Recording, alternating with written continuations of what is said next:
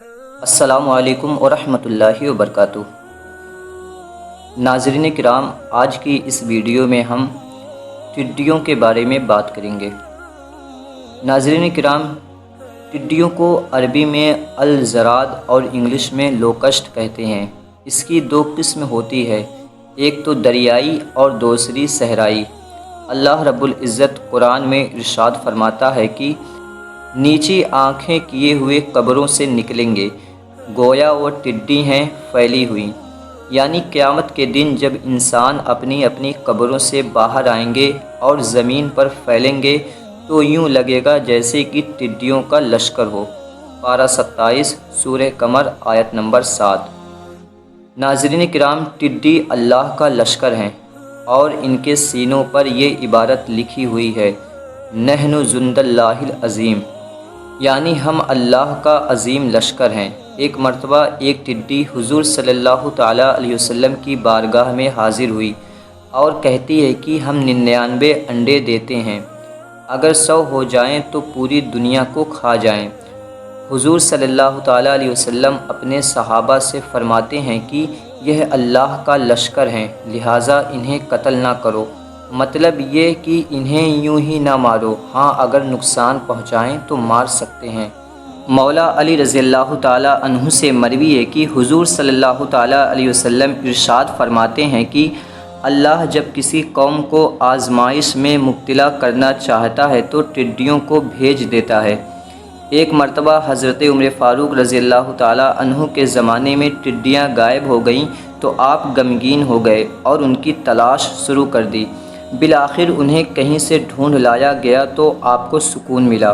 لوگوں نے جب ماجرا پوچھا تو فرمایا کہ اللہ نے 1000 مخلوق کو پیدا فرمایا ہے، جن میں سے 600 دریا میں، 400 خشکی میں آباد ہیں، مگر جب بھی اللہ کسی مخلوق کو فنا کرنا چاہے گا تو پہلے ٹڈیوں کو فنا کرے گا، پھر باقی مخلوق کو۔ اس لیے ان کے نہ ملنے پر میں غمگین ہو گیا کہ کہیں ان پر فنا کا حکم تو نہیں آ گیا۔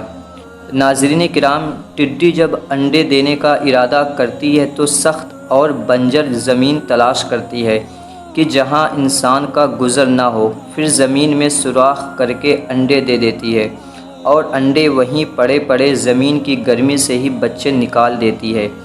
بچوں کو عربی میں الدبی، اور جب کچھ بڑی ہو جائیں اور پر نکل آئے تو انہیں گوگات، اور جب اپنے عروج پر آ جائیں یعنی نر زرد رنگ کا اور مادہ کالے رنگ کی ہو جائے تو انہیں الزرات کہتے ہیں۔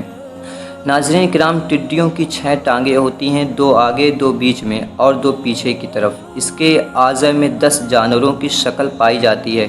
اس کا چہرہ گھوڑے کا، آنکھ ہاتھی کی، گردن بیل کی، 12 سنگھا کے سینگ، شیر کا سینہ، بچھو کا پیٹ، گدھ کے پر، اونٹ کی ران، شتر مرغ کی ٹانگ اور سانپ کی دم۔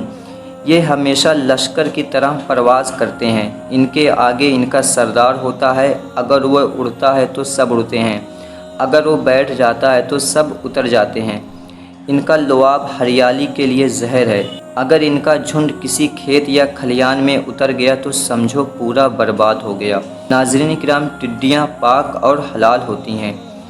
ناظرین کرام، ٹڈیوں کو خواب میں دیکھنے کی تعبیر یہ ہے کہ اگر چھوٹی ٹڈی کو دیکھا تو کسی شرپسند انسان سے ملاقات ہوگی، اگر کسی نے دیکھا کہ ٹڈیوں کی بارش ہو رہی ہے تو اس کے لیے کسی نقصان کا فائدہ حاصل ہوگا، اگر یہ دیکھا کہ ٹڈیوں کو پکڑ کر کسی مٹکے میں محفوظ کرتا ہے تو اسے دولت ملے گی۔